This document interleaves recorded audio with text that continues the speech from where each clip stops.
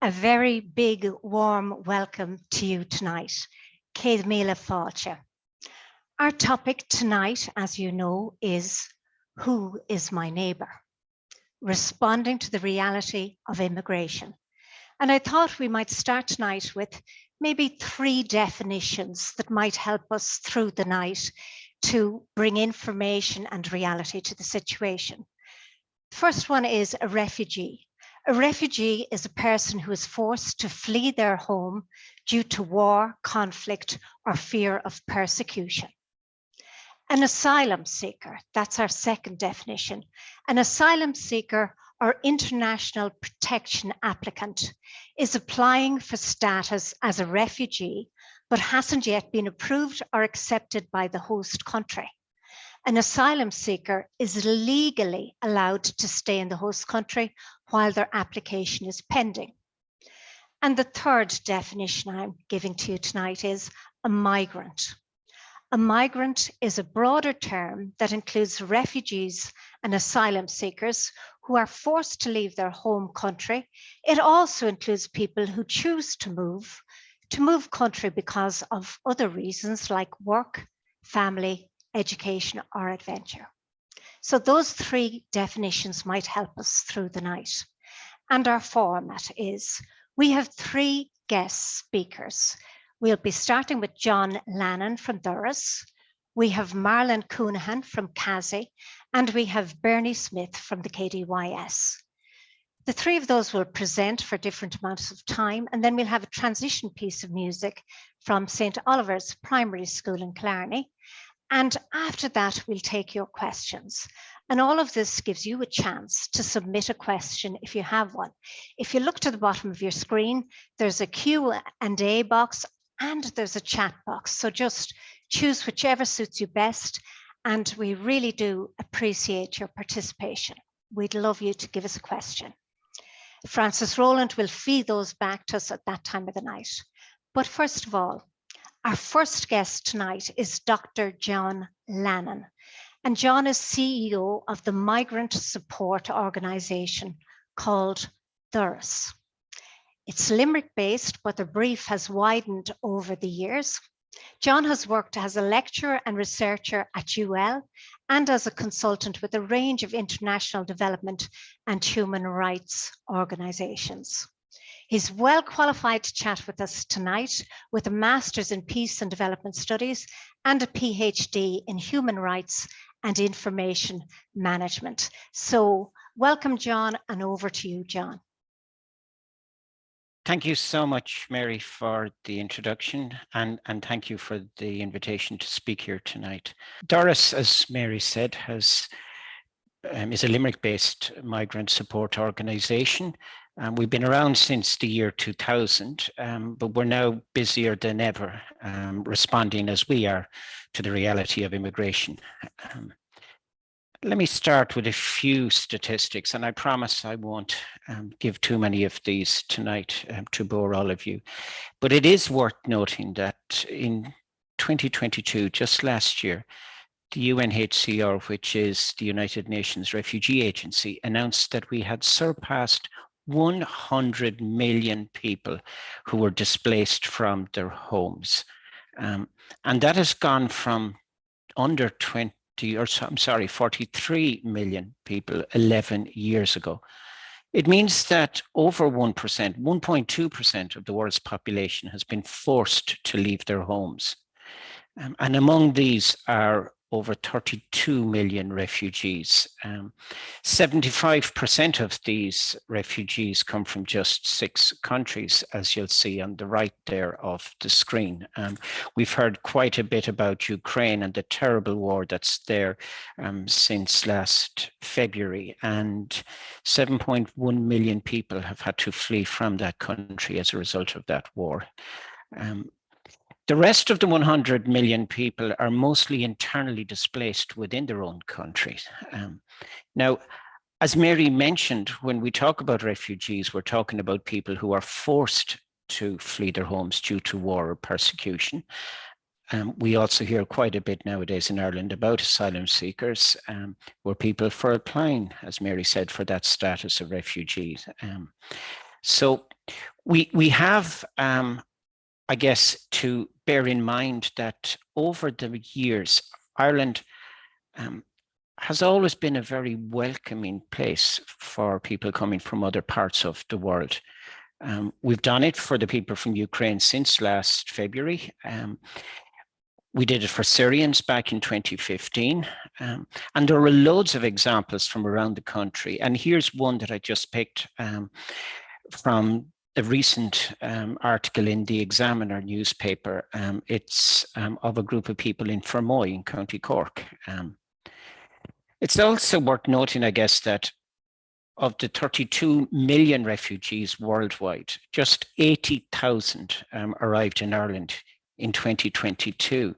Now, granted, that sounds like a high number. And we've, as an organisation in Doris, repeatedly made a point to the government that they need to do better in terms of a long-term strategy for the reception and the accommodation and the integration of refugees here. But 80,000 is by no means an unmanageable number for us. If you consider that we've got 166,000 vacant dwellings in the country now, according to the 2022 census. And while that doesn't mean that there's 166,000 available homes, it is a good start in terms of being able to provide proper accommodation for refugees. And of course, we need to provide homes for everyone here in Ireland, not just refugees. And there's been a small worrying inclination amongst a small minority of people to blame refugees now for the fact that we have a housing crisis. Of course, that's a crisis that affects so many people the length and breadth of the country. It's also a crisis that existed long before the 80,000 people started to arrive from Ukraine and other parts of the world seeking sanctuary and protection here in 2022. So we've also pointed out as an organization repeatedly that communities do need investment to be able to support refugees. But again, that can be done. It must be done. We have to do that. The 100 million people who are violently displaced across the globe are not going to be able to return home in the coming years. The numbers in Ireland, the numbers arriving in Ireland are going to continue to increase. And now, of course, climate change is making it more and more difficult for people around the world to survive. Take Uganda as an example, and Mary mentioned that I did some work with Trócaire, and one of the countries that I was in was Uganda. It has actually got 1.5 million refugees and asylum seekers in that country. They're mainly from South Sudan, from the Democratic Republic of Congo, from Burundi. But right now, the effects of climate change have turned the seasons around there. The country is experiencing changing rain patterns, harsher droughts, and more people from Uganda itself will be forced to move. And sadly, that could mean more people dying on their journeys to safety and personal security. Another statistic for you, quite a stark and harrowing one, is that in 2022, over 2,000 people lost their lives in the Mediterranean as they tried to reach Europe. And it's shameful that this is happening in the world today, particularly on our European borders. But back to Ireland, we're seeing more and more misinformation being circulated about asylum seekers and refugees now. And we're hearing allegations about them being criminals and about them being rapists, for example. And this is something that has no basis in fact. The level of criminality is not higher amongst asylum seekers than the rest of the population. But it is one of the lies that's been circulated by a small, disparate collection of individuals and groups. And they've been organizing, they've been attempting to build a narrative of discrimination, of racism, of homophobia in Ireland, like they have in other parts of the world. And their focus, unfortunately, over the last couple of months has been on building opposition to asylum seekers and refugees. Before that, they were circulating COVID conspiracy theories. Now, a lot of their activities and their mobilizations take place online or start online. And this is something that has amplified the hate that's coming from that very small minority of people. But the impact of the activities of that very small minority people can be quite profound. First of all, on the asylum seekers themselves that are the targets, let's say. And if we just, imagine for a moment an asylum seeker who's had to flee from persecution. They made it to what they'd hoped was sanctuary and safety in Ireland, a country which they had heard had a reputation for being welcoming and Christian.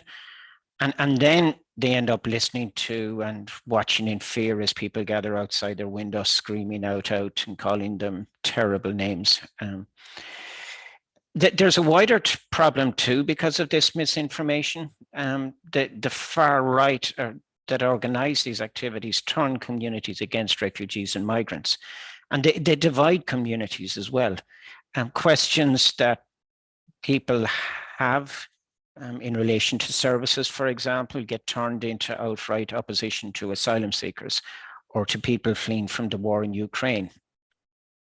And what starts as questions that local people have about services that are already stretched, perhaps, those questions get hijacked. The community groups that come together to try to answer those questions get infiltrated with misinformation by people who are often from outside the community, and people who want to turn the communities against people from other parts of the world. So instead of extending a hand of welcome, the talk often turns to talk about illegal immigrants and about unvetted men. And neither of these things are true. Asylum seekers are all here legally, even the ones that arrive without proper documents. That's enshrined in the Refugee Convention. It's also enshrined in our own International Protection Act from 2015. And also, it's important to note that because asylum seekers have applied for international protection here, they're fully documented, perhaps more documented than many of us are. It's also important to say that the media and also our politicians need to exercise great care with the language that they use nowadays in order not to amplify the anti-immigrant rhetoric that's being circulated at present. Things like not referring to asylum seekers as illegal or suggesting that some of them are not welcome here.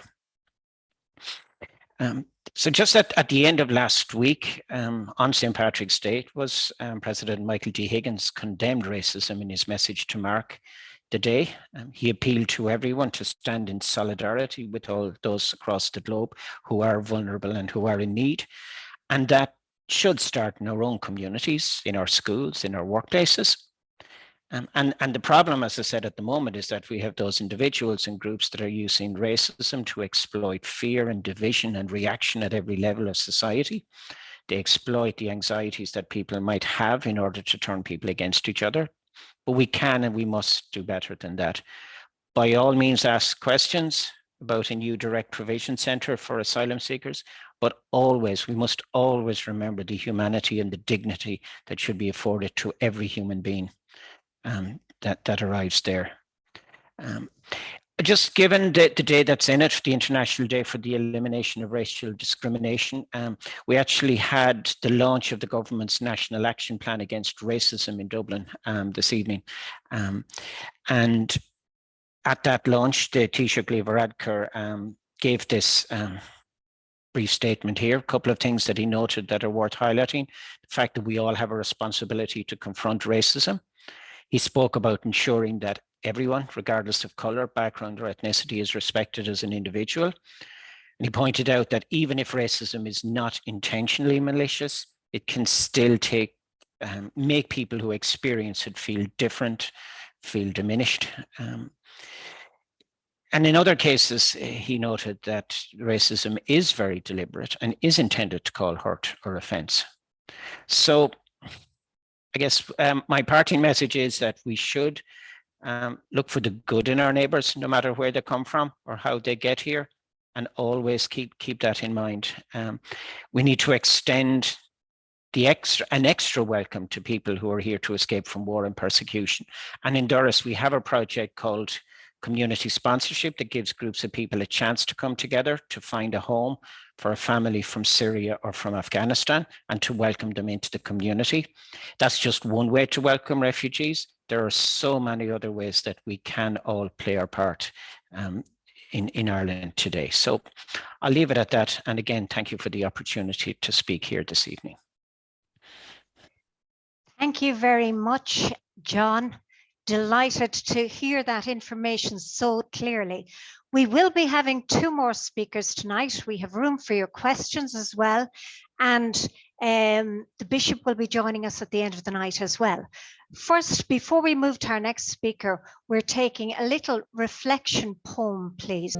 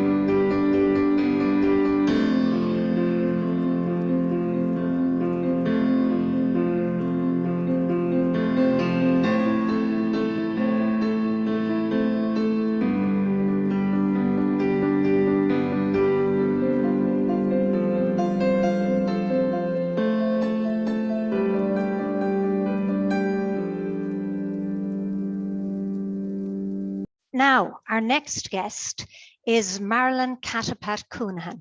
Marilyn is originally from the Philippines, but she's been here in Ireland since 1983. Marilyn is an accountant, a counsellor, and is qualified in third sector management. Marilyn was appointed coordinator of CASI in 2003. Now, CASI is KASI, and it stands for the Killarney Immigrant Support Centre. So obviously based in Killarney. Marilyn believes that a progressive society is one that welcomes, embraces, and nurtures cultural diversity. So to link with the situation in Kerry Diocese in Killarney, over to you, Marilyn. Thank you for joining us. Okay, thank you very much, Mary, and thank you for the introduction, and thank you for having me today. First of all, again, I want to introduce myself, Marilyn Katapat Coonahan. I am, as Mary said, originally from the Philippines. I came here to Ireland 40 years ago, to be precise, 13th of May, 1983. It was a different Ireland that time. This was way, way before the Celtic Tiger or the economic boom.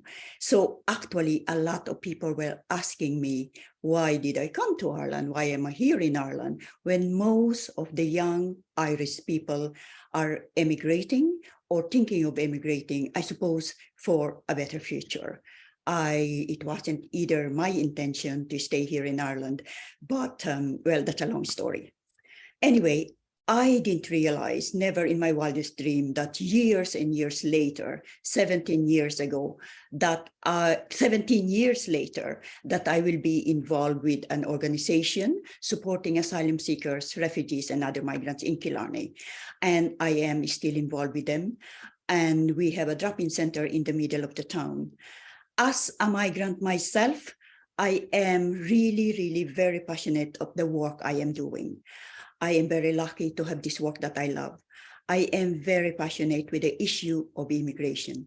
Tonight, I'm a bit nervous because I have only a few minutes and there's so much to say. So I will concentrate on the context of tonight's webinar, which is who is my neighbor, the issue, the reality of immigration. The reality is migration is not just an Irish issue or an Irish phenomenon. It's a worldwide phenomenon, as Jan said. And I think people move for different reasons, for economic reasons, because there's war in their countries, or like what Jan said, because of climate change. While we will all be affected eventually with this climate change, the reality is the poorest country in the world are the most affected. And migration will be happening all the time.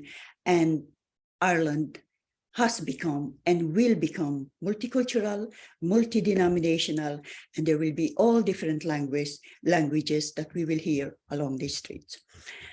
I think, again, from the perspective of Christianity and the season we are in, it's Lent, there is a lot of negative narrative going on lately, especially targeted to asylum seekers.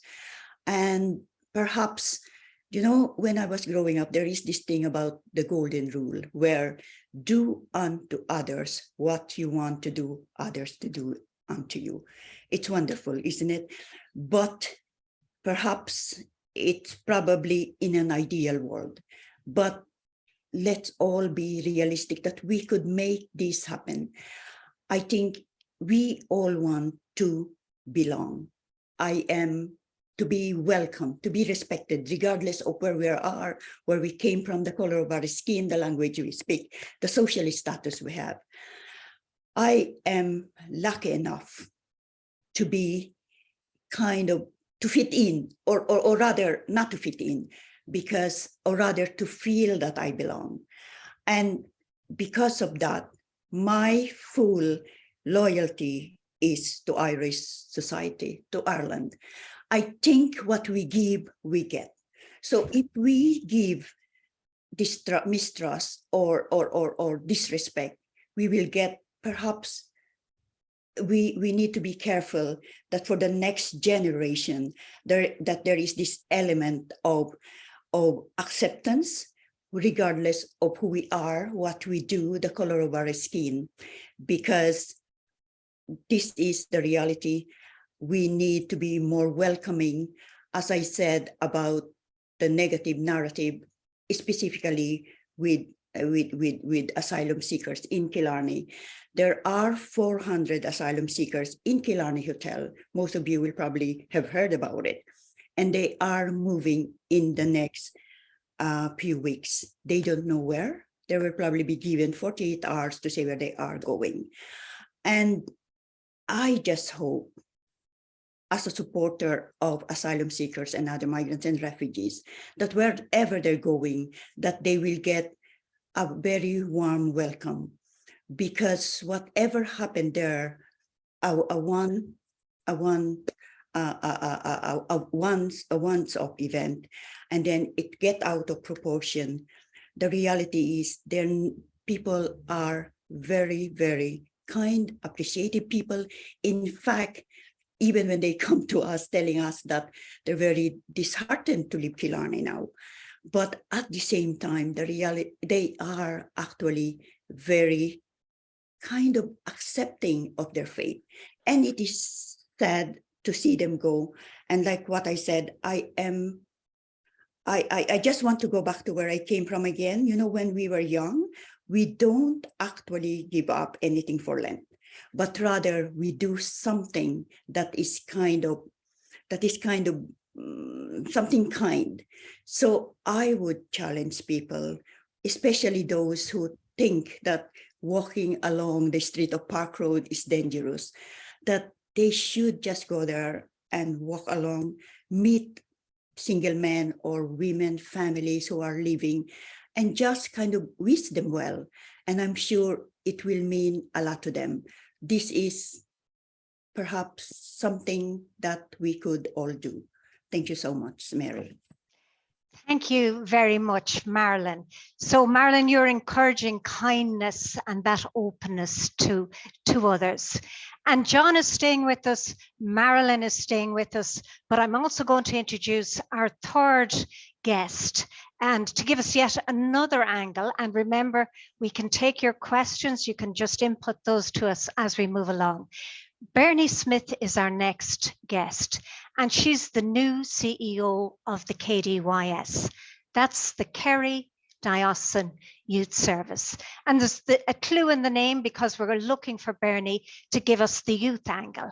Bernie has a vast experience working with several different areas, but her experience would include working with young asylum seekers and refugees. She's even a former chairperson of the Irish Refugee Council, and she worked with Macnas, that we're all familiar with, the International Street Spectacle Company. So I'm delighted to hear from Bernie now on this, in particular, the youth-related angle for her on tonight's topic, which of course is responding to the reality of immigration. Who is your neighbour? Welcome. Welcome, Bernie. Thank you, Mary. I'm delighted to be here tonight and to add my piece to what John and Marilyn have already covered, and to focus particularly on children. So I began my career as a teacher and had the privilege of working with minority young people in the UK. And then as a youth worker in Galway, I ran a dedicated service for refugee, asylum seeking and unaccompanied asylum seeking children. So Mary covered the various definitions at the beginning of the presentation, which was very helpful. But the project that I worked on provided supports to children who were in the asylum system applying for refugee status with their families, children whose families had achieved refugee status, and then another group of young people who had arrived on their own, and they're described as unaccompanied asylum-seeking children. And I suppose it's probably 15 years ago since I worked on that project, and as a youth worker, it was the best experience that I had. It was an absolute privilege to work with those young people and the families.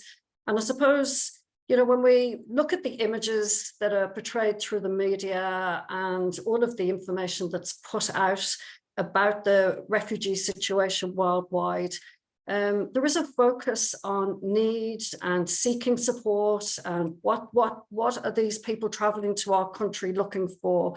But I think what we also often overlook is the strengths and what people contribute.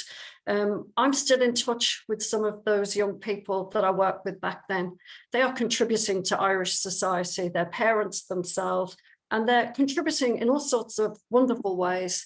There's people involved in medicine, in research, in social care, engineering, you name it. And I suppose what I found during my time of working with those young people was the gratitude, as Marilyn just touched on. Those young people were so grateful for the opportunities that they were given in Ireland, and grateful for things that some of our young people might take for granted. So, for instance, young people who wouldn't have had a right to education in their country of origin were very grateful for the opportunity to go to school here, and sometimes horrified at the way our children took that privilege, if you like, for granted. I suppose I am very concerned about what's been happening recently. Both John and Marilyn touched on the misinformation that has been circulated currently by a very small group of people. Because again, my experience is that children who come to Ireland as asylum seekers, whether they're with their families or on their own, they have to jump through a lot of hoops, and particularly the unaccompanied children. The state intervenes with those children's lives more than any other cohort of young people, you know, and they have the added stress of having to go through that application process, which at that time when I worked with them as a youth worker, it was my responsibility to support them through that process on behalf of the HSE. that was an extremely traumatizing experience for young people who had been separated from their families, who had been exposed to war, who were traumatized by that experience, might not know where their family were. You know, you would have young men who would be saying, I don't know where my mother is. You know, and they would be very clear. This is the other thing, that while they welcomed the support, they weren't looking for me or anybody else to replace their families, because they loved their families and they wanted to be reunited with their families.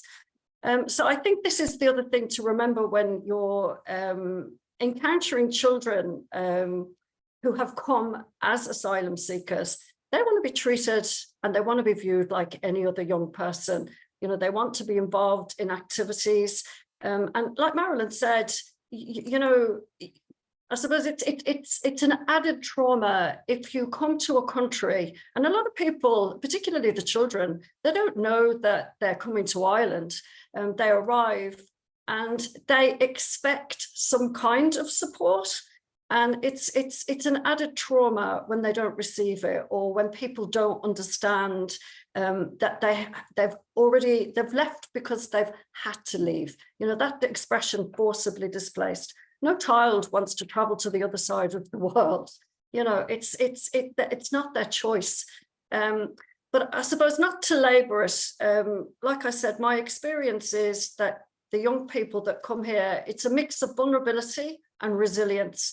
And they're very grateful for the opportunities that they get here. I mean, I cannot think of one young person that I encountered that wasn't grateful for the opportunity. They don't need to be grateful, do they? But I think it's important to remember what they then go on to contribute. You know, Mary mentioned about my involvement with Macnas. And again, I became the chair of Macnas because I worked with a group of young asylum-seeking children who took part in the parade one summer. There was 30 young people in total. And, you know, again, brilliant enthusiasm and the capacity for joy to put their troubles to one side and enter into it. No fear, a lot of them, brilliant dancers, musicians, you name it.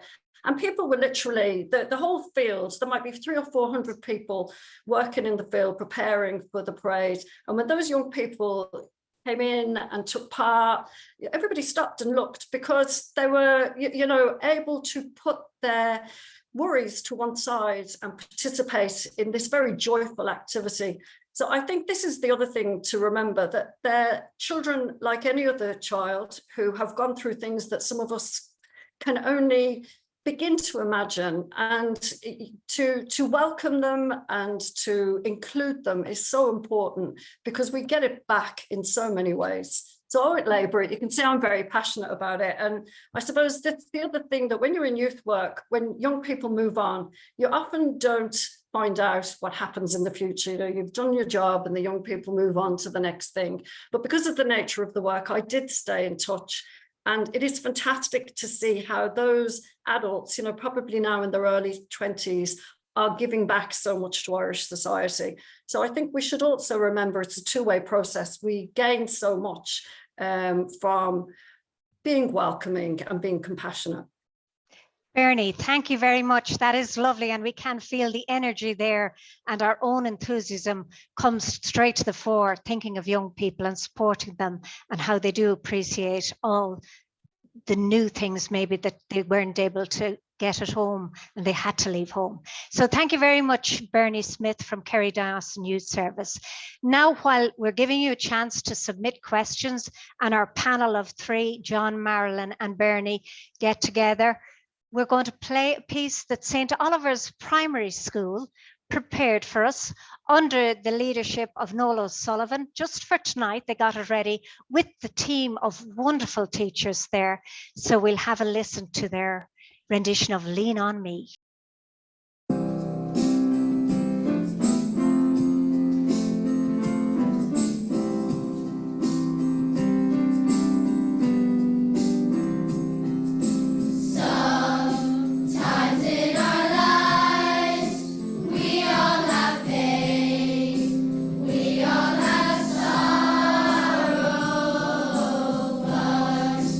If we are wise, we know that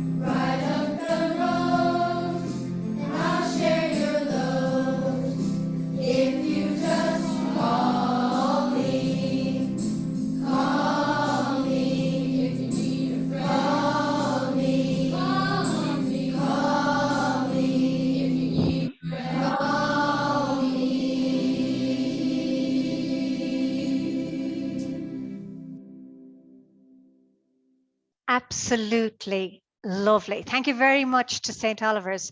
Welcome to Francis Rowland, who's going to work through the questions with our panel. And if we could welcome back our panel, Bernie, Marilyn, and John, if you could turn on your speakers and your cameras. And Francis, have you questions for us? I have indeed, Mary. Thank you very much. First of all, there's a lot of compliments coming in. Great appreciation for the clarity with which you spoke and the kind of bringing a kind of a framework from which people can understand what's going on. So that's really, really appreciated. So some really good questions have come in already. And I think it was you, John, originally who mentioned it. That whole thing of that sometimes a community gets exercised because of the lack of services that are, or the reduced services perhaps in a local area, and then that there's an element who come in trying to create a separation between those who are in need of services and the fact that there's now people seeking asylum in that area or who have come as refugees. Could I leave that question with you, John? Yes, certainly. And this has been happening around the country. And I guess, it's quite reasonable, as I said, for communities to have questions if there are hundreds more people going to arrive into their community. But we always emphasize that this should be seen as opportunity rather than a threat. It's opportunity to get more services for a community. It's opportunity, if we think about the sports fields in the community, to have more people out there, to have more talent. It's opportunity to have more skills in the community as well. So I think we're right to look for the additional services, but we've got to balance that as well with the fact that we're talking about people who have left everything behind, including family, and the least they deserve is a roof over their heads and an opportunity to start a new life. Great. And I suppose the corollary with that question was around, is anybody doing a study on what are the needs of refugees? What are the needs of those coming in? How can we best facilitate them? And then alongside that, how can we best learn from one another's cultures? Marilyn or Bernie, do either of you want to take that question? Well, I'll answer it in part, and probably Marilyn will be able to give a broader view. There's been extensive research done in terms of the needs of unaccompanied asylum-seeking children. That includes studies done here in Ireland and internationally. So we know what's required. The same for families living in direct provision. And there have been a number of very high-profile reports published by the Ombudsman for Children, the Irish Refugee Council, among others, talking about how the system of direct provision is a human rights violation, how it undermines family functioning. There was a commitment that it would be ended by 2024. That isn't going to happen now because of the Ukrainian situation, but the government could do more. So I think in terms of supporting families and supporting children, the evidence and the information is out there. It's about being adequately resourced to deliver the supports that are required. And again, I go back to the unaccompanied children because the situation currently is with an increase in the numbers. Some of those children are now being housed in emergency accommodation, in hotels. That system doesn't work. We tried it in the past in Ireland and it failed. And to the government's credit, they stepped in immediately and corrected that system. So we do have a very good system in Ireland. It's recognised internationally as one of the better ones, but because we're not resourcing it as well as we did in the past, children will now be vulnerable. We've seen a terrible situation in the UK in recent years. So, it's about taking the learning and putting the adequate resources in place to support families and to put the wraparound supports that children here on their own require. Okay, thanks, Bernie. Is there anything you want to add to that, Marilyn? Like Bernie said, yeah, there's a lot of research out there. And I think if there is any development is at least now asylum seekers are now allowed to work after 6 months. And I think it's very important to mention that even in Killarney, at least 90% of asylum seekers in DP Center last summer was working in hospitality. I mean, if we put that into context, if they're not there, there will be a shortage of staff. There is already a shortage, but there will be really shortage of staff in hospitality if the asylum seekers were not there last summer to work in the hospitality sector. Brilliant, brilliant. That's great. And there's very positive comments coming in here. The great awareness that there is this narrative out there, and hugely on social media. Have you got suggestions around resources that would support understanding and that Céad Míle Fáilte, that stretch out to others that we're talking about here tonight? Question around resources and social media. John. Yes, so if I could just maybe combine that with an answer to one of the questions here about how to tackle the racist things we see online, but also talking about how to tackle the racist things we might see in real life as well. There's an organization now called the Hope and Courage Collective. They were previously called the Far Right Observatory. They have some excellent resources to address this. So I'd recommend, and they provide training, and they can do that face-to-face or online for communities or organizations who need it. Right, brilliant. And then there's another question here, and I'm not sure whether it was you, John, who spoke about communities hosting families. Where can we hear more about that, and what does a community need to do for that to happen? Yes, so this is a project called Community Sponsorship, which links back into the Government Department of Children and the Irish Refugee Protection Programme. It's called Community Sponsorship. Groups of 5 or more people can come together. They can raise money to be able to provide a home for 18 months. The family are then on their feet and can continue. There are 4 regional support organisations in the country. One of them is ourselves, Doris. The other is NASC in Cork, the Irish Refugee Council based on the other side of the country, and the Irish Red Cross is the 4th one. So there's a national organisation. The best website for people to go to is called the Open Community. And there you will find more information and you'll find links to those regional support organisations. Brilliant. Thank you very much. Some awareness here. Sorry, Francis, Bernie. if there was one positive that has come out of the Ukrainian situation, is that some of these programs like community sponsorship, they've had a lot more attention and a lot more engagement. So I think, if we could take a positive, some of the initiatives that have been looked at in the past, we've seen how people can mobilize behind them if the goodwill is there. So I would hope that we would build on that in the future for the broader asylum seeking population. Yes. Great. Yes. And there is something about, even hearing the 3 of you, there's a what will I say, a flow of, all that they are also bringing to our own country. Does anybody want to just say a little bit more of you, Marilyn? You mentioned they're here as workers. You mentioned a little bit, Bernie, in terms of the work that these young people are now engaged in and the lives they're living here. Anybody want to put anything else with that just before we? I have an example of a young person who came here with his family, whose brother died by, the sudden death syndrome. He was playing soccer for his school team and he died on the pitch. And his older brother went on to study medicine and he specialized in that area. So one of his projects was to train and educate other young teams, coaches, to recognize the early indicators. As it happens, he got a scholarship to the Ukraine to further his studies. And he was in the Ukraine when the war broke out.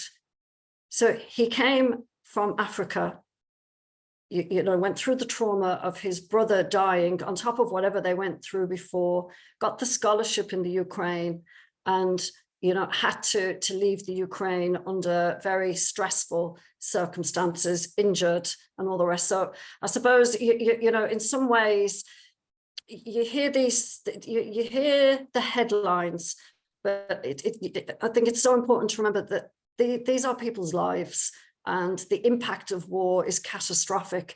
You know, you couldn't make that story up for him to be impacted by a war situation twice. And yet his commitment is to improving the lot of other people. Francis, Thank you did you very want much. to take a final question? No, Our I think time is we running might out. leave it there, Mary. Our Very good. questions have come to a close, and thank you for putting faces and stories with the people who are here in our country. Thank you. Thank you Back to very Mary. much, Francis. That's great. John, just before we leave our panel, and I'll be going to the Bishop shortly, what final thought would you like to leave with people after listening to the three of you and taking the questions? A sentence. Okay, well, if I may make it a long sentence, as Bernie said, asylum seekers want to be treated just like anybody else, just like any other neighbours. Many of them have experienced trauma, and when we're responding to people who've been traumatized or had to leave their families, the advice boils down to one simple thing, even from the experts. They say, be a decent human being. Extend the hand of friendship, say welcome, include them, and that will keep us on the right track. Absolutely. Very well put. Lovely. Thanks, John. Thanks, Marilyn. Thanks, Bernie. Bishop Ray is joining us now after a very busy day of confirmations. I think you had confirmations in Waterville and Cahersiveen. Good evening, all. It's great to see with such huge numbers there. I think it's 130 I see on screen that are tuned in. It's a wonderful service that we can do this. So I heard most of it. I got back from Cahersiveen, a very wet night. It wasn't a day for travelling around the Ring of Kerry. Heavy rain all day, all the way back to. So I heard most. I heard the final part of what John said. And in that sense, thanks to our three speakers. Thanks to John and Marilyn and Bernie. Yeah, and just to say a few things that in my almost 10 years here in Kerry, you know, I have been very impressed by Kazi and Turk. Kazi here in Killarney and Turk in Tralee. Kazi's focused on asylum seekers, Turk a resource centre, but both doing similar work. You know, and both have stepped up to the plate in the last 12 months and provided a lot of the contact services, you know, for the Ukrainians, as well as the work they were doing with migrants all along. So and it's good just to be conscious of all the positives, you know. And a wonderful project here in Killarney was where Kazi had a small garden and all sorts of fruits, vegetables, you know, polytunnel, even I think in the past year, chickens, you know, that migrants could work at, and equally maybe sow vegetables from their own country. And that branched out in recent years to getting involved. Kazi were involved in providing lunches, hot lunches, in a number of schools, primary schools around town. So there's good things happening. You know, and just looking at migrants and to realize how much we're moving about. You know, that to realize how many skilled workers have come to our country. You know, all parts of the hospital, doctors, nurses, so many other services, nursing homes too. You know, in my own hometown of Athlone, there's a huge industry, Ericsson phones, very high tech and software. And they have a significant number of highly qualified people from India working there. You know, so surely they must be included, just as so many centres in Dublin require European language skills, and many people from Europe have come there. So migrants is a huge number of things. As was mentioned earlier, look at our hotels and how many from abroad, some skilled, some unskilled, but all great workers, you know, are involved. I think just to keep that thing in perspective, and equally too here in Killarney, think of the number of times that maybe 1,000 or 1,500 have got citizenship. You know, the actual formal ceremony of citizenship has taken place here in the INEC. You know, so it all comes together, you know, in terms of migrants coming into our country. You know, sometimes it's sad that nurses from abroad and doctors from abroad are working in our country rather than in their own country. And it's a loss to their own country, and many of them were trained in their own country. So there's a lot of dimensions. I know in my own family too, I'd say at least 7 of my father's brothers and sisters migrated to London in probably the late 40s and through the 50s. Many of them were based in Newcastle, and started at the bottom and made great lives for themselves. So I think we need to have a fairly balanced view of all these things. And to say, well, what's fair, what's just? What the services we have received and the freedom we have had to travel as Irish people. That why do we deny them to others? And to what extent has a person who is highly qualified, to what extent have they more right to travel than a person who hasn't qualifications? That's a lot of sense of fairness, a lot of sense of our basic, how we see ourselves and how we see others. And do we see ourselves fairly? In the light of the difficulties of recent times, where I suppose somewhat naturally that between the stresses on our own country and of our own citizens and the numbers of migrants, there has been a tension, and often maybe exploited by some. For St. Patrick's Day, I just wrote a short message, just to read a few passages from that. And they're simple passages, saying, well, as Irish are treated, so we should treat abroad, so we should treat people at home. And equally, what the gospel asks of us. And the title I put on it was St. Patrick's Day, Solidarity Among All Who Live in Ireland. Solidarity among all who live in Ireland.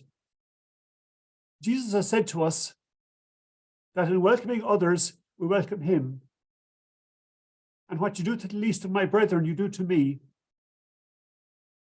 Pope Francis has said that there is one human family, that all people on earth are children of God the Father. He entitled his encyclical letter, Sisters and Brothers All. Do we see it that way? Our common humanity, are we one great family of sisters and brothers? Fratelli tutti. This was the spirit of St. Patrick.